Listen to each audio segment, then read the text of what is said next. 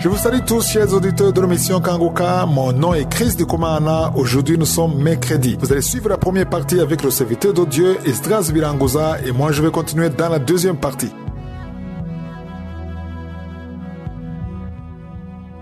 Shalom.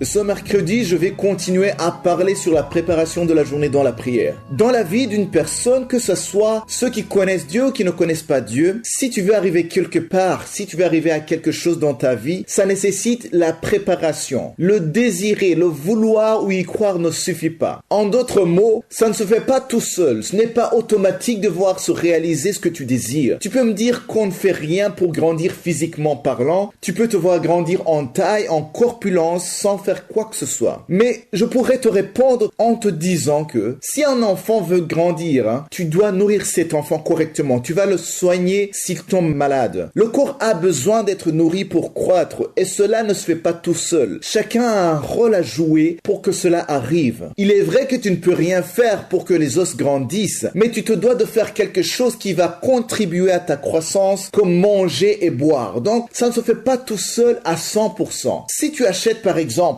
une fleur que tu vas mettre à l'intérieur, donc tu mets dans un vase que tu vas garder dans ta maison à l'intérieur, tu ne peux pas espérer que la fleur grandisse seulement en le désirant et en y croyant, sans rien faire d'autre, sans l'arroser, sans l'exposer à la lumière. Tôt ou tard, cette fleur va faner, elle va sécher. Pour que la petite fleur grandisse, tu dois faire quelque chose. Tu dois l'arroser, tu dois l'exposer à la lumière du jour. Ce que je veux dire par cet exemple, c'est que tu ne peux pas espérer que ta journée soit agréable, sans rien faire, sans prier, sans parler à Dieu. Ce n'est pas suffisant seulement d'espérer. Dieu nous a donné accès à lui par la prière et nous pouvons lui dire ce que nous voulons, ce que nous avons sur le cœur. Chaque fois, chaque matin, il nous attend. Il attend à ce qu'on lui parle. Il attend à ce qu'on aille devant lui dans sa présence quand nous nous réveillons. C'est pour cela que s'attendre seulement que ta journée soit agréable ou que tout se passe bien sans parler à Dieu, ce n'est pas assez. Tout comme tu dois arroser la fleur pour qu'elle grandisse bien, tu dois prier pour que ta journée se passe bien. Tu dois remettre entre les mains de Dieu tout ce qui va se passer. Si nous lisons dans Jérémie chapitre 33 verset 3, il est écrit « Invoque-moi et je te répondrai, je t'annoncerai de grandes choses, des choses cachées que tu ne connais pas. » J'ai dit que notre Dieu attend chaque fois qu'on lui parle. Il attend qu'on l'invoque dès le matin. Dieu lui-même demande qu'on l'invoque. Il attend que tu lui parles, que tu lui annonces ce que tu veux dans la journée. Et lui, de son côté, il va te révéler des choses cachées, des choses que tu ne connais pas. Peut-être qu'il y a des choses que tu attends de Dieu aujourd'hui, des opportunités de travail. Tu veux des partenariats. Tu veux rencontrer une personne avec qui tu vas travailler. Tout ce que tu veux peut être caché devant tes yeux. Mais quand tu l'invoques chaque matin, quand tu appelles Dieu et que tu ne mets pas ta confiance dans tes préparations, dans tes stratégies, dans ton intelligence, il va te révéler ce qui est caché. Si dès ton réveil, tu invoques Dieu, si tu pries dès le matin et que tu mets entre les mains de Dieu tout ce qui va se passer, ce qui est caché ne le restera pas devant toi. Dieu te le montrera. Si tu invoques Dieu et que tu pries dès le matin, tu lui montres que tu ne peux pas te suffire toi-même. Tu lui montres que tu veux dépendre de lui. Tu ne peux pas te confier en tes préparations et en tes stratégies. Tu es différent d'une personne qui aura des difficultés pendant la journée sans avoir prié le matin. Car toi, quand tu arrives dans la même situation, tu vas rappeler à Dieu que dès le matin, tu étais devant lui. Tu vas rappeler à Dieu que tu as mis tout dans ses mains et tu vas lui demander de te guider à travers ces difficultés que tu vas rencontrer. Est-ce qu'il t'est arrivé peut-être un jour de faire un rétrospective, un récapitulatif de ta journée et tu te rends compte qu'il y a des opportunités que tu as ratées? Tu vas te dire, mais pourquoi je n'ai pas fait ça comme ça? Pourquoi je n'ai pas parlé à cette personne? Mais j'aurais pu lui convaincre en disant ça. J'aurais pu faire ça. Ou même dans ton examen, tu te dis, j'aurais dû écrire ça. Pourtant, je le savais. Donc, il y a des choses qui semblent évidentes après que ça soit passé. Et tu te dis, j'aurais dû faire ça. C'était comme si c'était caché. Ces choses que tu vois que c'est évident après la journée. Et je peux te dire que quand tu pries, quand tu prépares ta journée devant Dieu, quand tu mets tout dans les mains de Dieu dès le matin, avant de sortir, avant de vaquer à tes activités, il y a des choses que Dieu peut te révéler. Ces choses qui semblent évidentes ou qui semblent cachées pour les autres. Notre Dieu est fidèle et il va nous répondre à chaque fois que nous l'appelons. Et il agira avec puissance dans notre vie.